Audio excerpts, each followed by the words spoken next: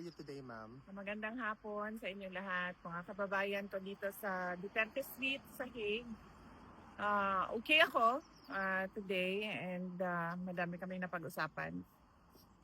Ni dating Pangulong Rodrigo Duterte sa pagbisita ko ngayon at nagkita din kami ng kanyang abogado doon sa loob. Pero maikli lang yung oras. Pero bukas at sa susunod na mga araw ay meron kaming mga meeting.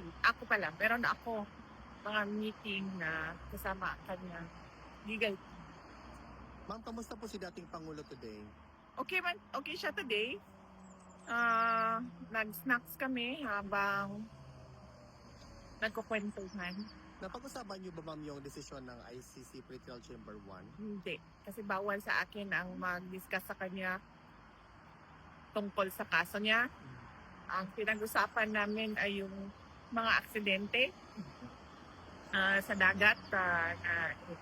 Sa loob ng 2 linggo, nakatatlong aksidente na sa dagat at malungkot na marami ang mga namatay at marami pa ang hinahanap. So yung uncertainty ba, pinag-usapan namin ni Pangulong Duterte, yung kung ikaw yung mahal sa buhay na naiwan, na naghahanap, hindi mo alam kung buhay pa ba, patay na ba. So yun yung yung hindi ka makatulog, iyak ka lang ng iyak, yung uncertainty ng kanilang mga mahal sa buhay. So napag-usapan namin yun.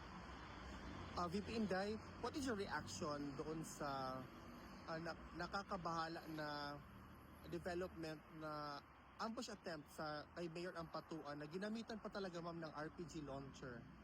I strongly condemn these acts, especially that I come from Mindanao, dahil yung mga ganito na mga pangyayari nagpapakita ng degradation ng peace and order.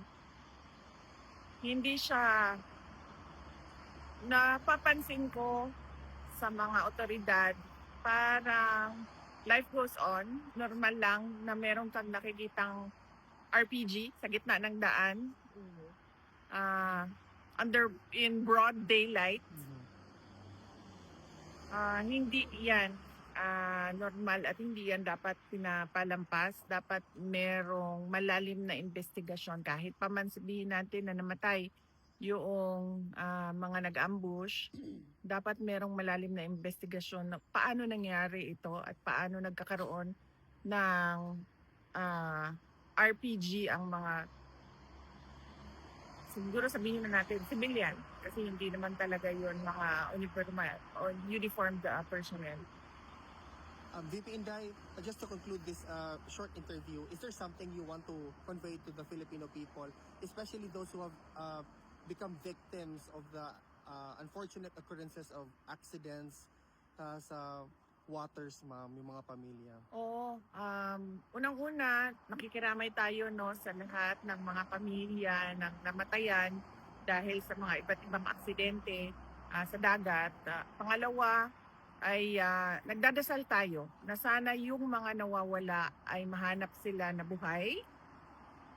At syempre, nagdadasal din tayo na yung mga tumutulong at yung mga nagre-rescue, hindi sila mapagod sa paghahanap sa ating mga kababayan na nawawala sa dagat. At paalala lang sa lahat ng mga kababayan natin, dahil ang Pilipinas ay isang archipelago. So madalas tayo gumagamit ng mga sasakyang pangdagat at madalas bangka yon sa pagtawid sa mga isla. So napakahalaga na isipin nila yung kanilang kaligtasan. Unang-una dyan, tingnan muna nila yung bangka. Seaworthy ba itong bangka na ito? Pangalawa, yung panahon, weather. Kapag sinabi na kahit hindi mo nakikita ang ulan, kahit hindi mo nakikita ang malakas na alon, kapag sinabi ng marina kapag sinabi ng Coast Guard, huwag maglayag dahil may ulan or huwag maglayag dahil malakas ang alon, dapat sundin natin yon. Pangatlo, dapat meron talagang life vests. Minsan, or madalas, taken for granted yung life vest dyan na naka-high-high din sa bangka. Yes. So, dapat talaga suot-suot yon habang sumasakay ka ng bangka. At mahalaga din yung dry bag. Yung kapag nasa tubig na ay safe yung cellphone mo, mga gamit mo. Gamit pang communication doon sa loob ng dry bag.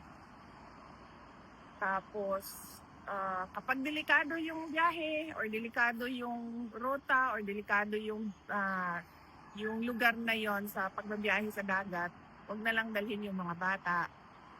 Kung hindi naman kailangan talaga na itawid sa dagat ang mga bata, huwag nang dalhin. At syempre yung mga matatanda at may kapansanan. So, yun yung mga paalala natin sa ating mga kababayan.